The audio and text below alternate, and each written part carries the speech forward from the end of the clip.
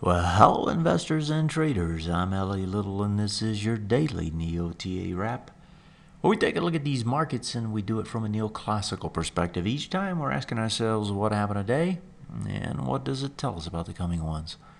I do the show 4 times a week, every Monday through Thursday. It's broadcast at or before 10 o'clock Eastern Time, and it's archived on YouTube. It's under the channel L.A. Little. If you want to subscribe and you haven't, reach up in the right-hand corner, hit the subscribe button. It's free, easy, keep you up to date with what's going on anytime content is pushed. You'll get yourself a notification, which is an easy way to stay up with what's going on. As far as what's going on, it was another up day, and that is 3 in a row. Big gains again across the board, anywhere from 1.5 to 2.25%. That's on top of the big gains I've already had. We've already pushed 6% in 2 days if you're looking at the technology boards. Those are big moves on the broad indexes, and that says, well, maybe we've got ourselves a short-term bottom, right? So anyway, let's go through the other ones. The DAX up big, 2.65%. DAX is in there testing that retest regen zone. Gold actually went up even though everything else was going up as well. UNL up, that's still in the doldrums though. Oil's the other big story again today. Energy complex is what led the boards. That was 5.5%. If you look at West Texas Intermediate crude, it's up 20% in 4 days. Elsewhere, bonds down. Nikkei down again last night. That yen is still giving them problems. But for the most part, Asia still struggling. Europe, it's up there testing those retest regen zones. You actually got over it on the FTSE. You got over it on the CACs, but you're still in it on the DAX. And then here in the U.S., well, we started breaking them down today. Let's start where we left our focus at last night. That's on the NASDAQ composite and the NDX, and in particular the Russell as well. Here's the NASDAQ composite. You can see it did get over that retest regen zone, barely, but it is over it. Volume still lower, than what it's coming over, but it is over it. It is a heck of a run. It's a straight up move, so it's compressed time with respect to price. That always makes it tough to keep going. If you do the quick math there, you got 300 points on 4,200. That's giving you that 6-7% rise I was just talking about. That's the NASDAQ. If we look at the NDX, it looks almost identical, right? Because the setup was the same. It's over it as well. And then if we look at the Russell, right, the small caps, as you know, have been the laggards for over a year now. And the small caps have told the best story most of that time. Small caps barely get over it. I mean barely too. They ended up 1011, and that high over there was it was actually 999. So over it across the board on the index domestically. What it means to me is that, hey, instead of down, right, this market, this is our early warning system. Instead of this case, right, it's saying that, hey, this may really be the case. What I'd like to see is one more bar up here to tell you that's true. If you can get over it and stay over it for a bar, then more than likely that really is the case. That's the indexes. Now, I was looking for supporting evidence right before I came on to see what the sectors look like. And when I flip through the sectors, and I'm just going to highlight 2 or 3 of them, if we look at, say, the home builders, for example, the home builders got over their retest regen zone here tonight. So you can see it there. They just barely get over it. The stocks we'd already seen last night got over it. Well, today there was another of the majors, and that was the consumer discretionary, and they got way over it today. So they just blow right past it. That was the area there, and they're completely over it. So this one looks for real. So that was one of the big drivers all year long. If you pull the monthly chart over, the weekly chart over, you can see this has been one of the strongest of those sectors. So you got those 3 sectors over it. The major ones being the SOX and being the XLY, the consumer discretionary. The ones that are testing it that haven't got over it are also quite important, and that's the financials. So the financials here, you can see it's just tested into it but fell back today. Volumes just slightly lower again. All these volumes tend to be lower even if they're getting over them. You're also coming into it on the XLV, right, which has been hit pretty hard. So the XLV doing the test into that swing point low.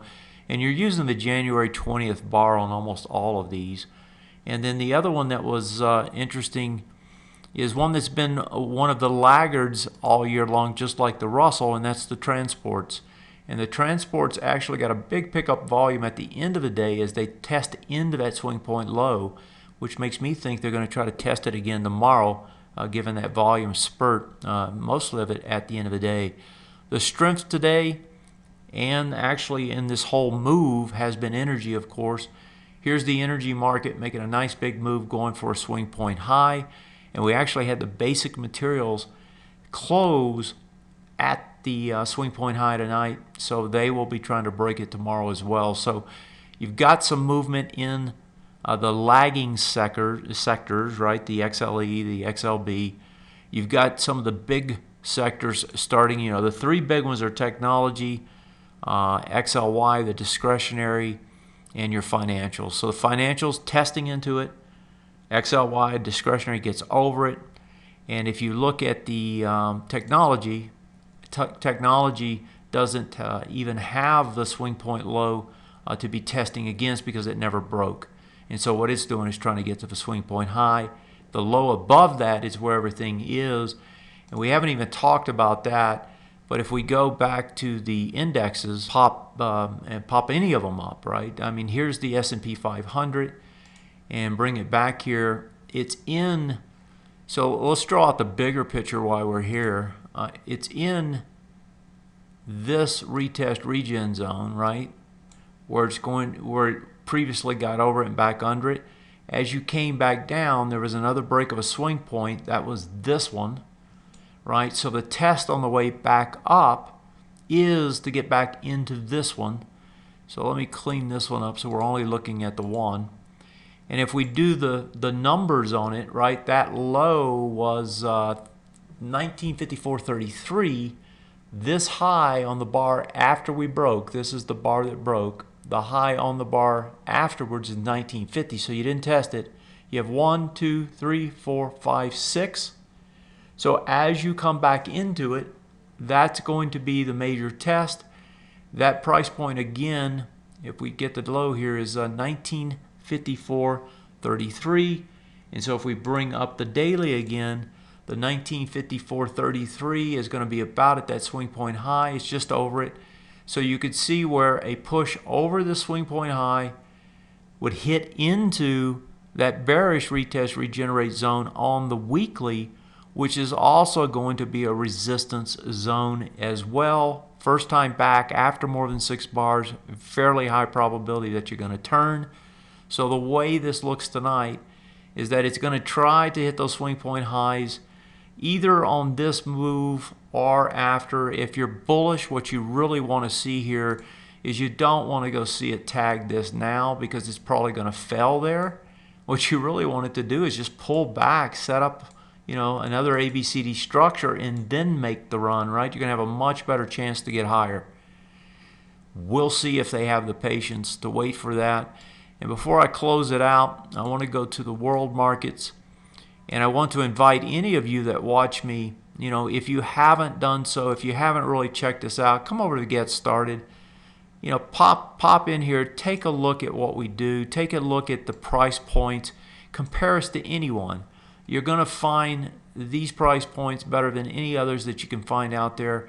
And if you've watched me for any period of time, you know that I call these markets pretty tight and pretty good. And so if you want to understand what's happening, if you really want to learn, and if you want to be up to date with some great trades that are taking place, then come over and check us out. I've got the German DAX here I want to show you before we close it out tonight. German DAX to me is probably the most important market right now, because the U.S. markets are trading lockstep with it, but also because it's the biggest market in Europe. It's the primary market in Europe. And as the DAX goes, I think the most of Europe goes. Volume's a little bit lighter so far as it's coming into test. So far, it's been able to continue this push higher because you've got the euro allowing it to do so. The euro's been kind of a laggard, if you will, not able to push up and get into those, or excuse me, pull back and get into the lower price points, but it hasn't, at the same time, it hasn't pushed up, and I'm going to grab a chart of it and bring it over. It hasn't pushed back up and started expanding to the top side. So the retest regen on this one would be here. When it gets there, I suspect it will turn around and head back higher. I don't know if it's going to get there first or if it's simply going to hold higher in this higher range because it's coming into this big bar. And each time it tries to come into this big bar, it gets pushed back up. And so if you can, kind of visualize what you're seeing here, what I'm talking about is this area here is kind of the range that's started to develop. Now, the big range is really from here up, but so far it hasn't been able to get into that gap area. If it does, the euro pulling back like that is going to allow the DAX to get over that swing point lows high. If it does start to work back up now from here, the opposite will take place. And so that's going to be the big story probably tomorrow. We'll see what that euro wants to do and what the DAX itself does. But in any event, this to me is the big test. Add that to getting another day, another bar over the swing point lows, the retest regen zones in the domestic markets, and then seeing if those other couple sectors can move over. There's enough evidence out here now to suggest, and I want to go back one last time to the S&P 500 because we haven't looked at that chart yet, but the S&P 500, right, this test that took place, and let me get the right drawing tool here, this test that took place here, right, remember it came down, tested here. It was also testing on the weekly and the monthlies, right? And as it got down here, tested under it, had a lower volume, right? And you get the nice big spike off of it. That test could be the short-term bottom for this period of time. And you've kind of got, and I'm going back now to kind of classical stuff, you've kind of got a W formation. A lot of people like to say, M is for murder, W is for winner. And, if it can break up here, well, then you could see it coming back into that larger range. And so anyway, this is an important point as it comes back up here. So if you're bullish, you really would like to see it come back and then make the move and get over it. That would be the best case of actually being able to go. Because, these kind, one of the things I was telling the mentorship program yesterday is that this is not a sustainable angle. That angle is not sustainable, folks. I don't care what it's on. At some point, it's going to revert to the mean. The mean's about a 45-degree angle. And so you can see how far off, this kind of an angle is in terms of sustainability. And so when I look at it from that perspective, it's like, okay, you need something like this. You need some consolidation so you can make another push. And that's what I'm talking about, why it would be the most bullish case. I'm going to leave it at that. My thoughts for tomorrow is we may have seen a short-term type top today and get some sort of retrace off of that. The depth of that retrace when it comes, whether it's tomorrow or the next day, will give us an indication of what comes after that. But at this point in time, you don't want to be leaning heavily either way. This market's going to gyrate. You're getting big moves.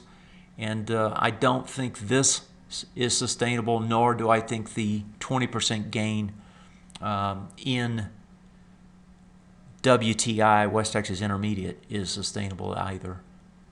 I'll see you tomorrow night. Thanks.